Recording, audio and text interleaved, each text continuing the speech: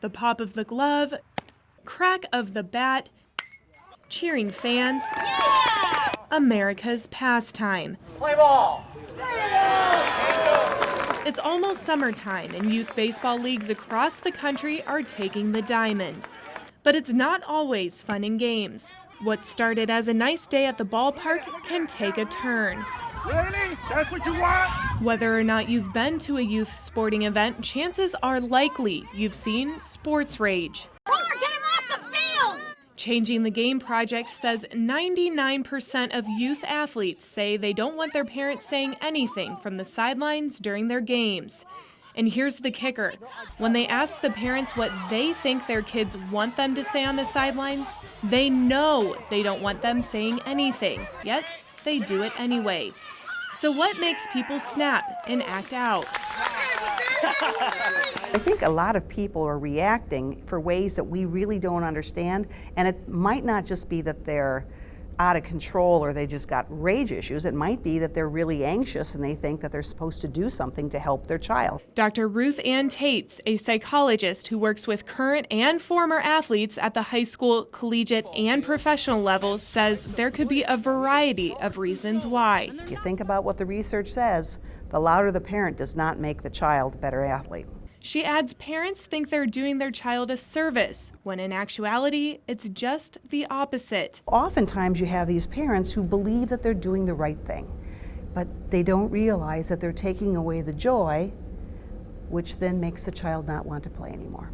And unlike the game, sometimes the rage doesn't end after the teams shake hands. If they didn't have a good practice or if they didn't seem to try hard enough, that they would hear about it not only on the ride home, but there'd also be comments made at the dinner table. Some local coaches say sports rage is one of the reasons why there is a decline in participation and willing coaches. I've seen firsthand people that are good people who, myself, I would love to see them coach my kids that step away, that are stepping away from athletics altogether. The National Alliance for Sports reported about 20 million kids register for youth sports each year.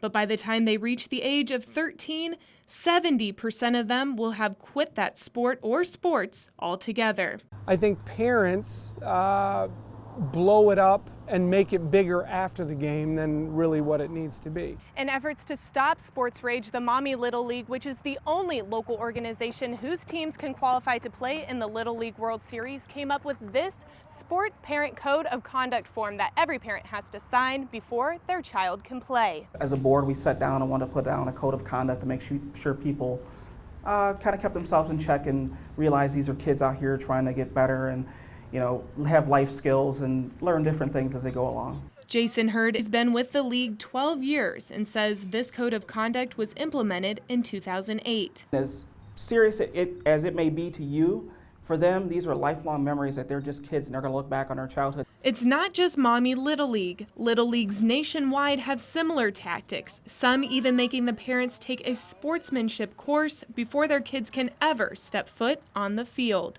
While there could be a variety of triggers and a variety of ways to handle sports rage, at the end of the day, most parents just want one thing: what's best for their child.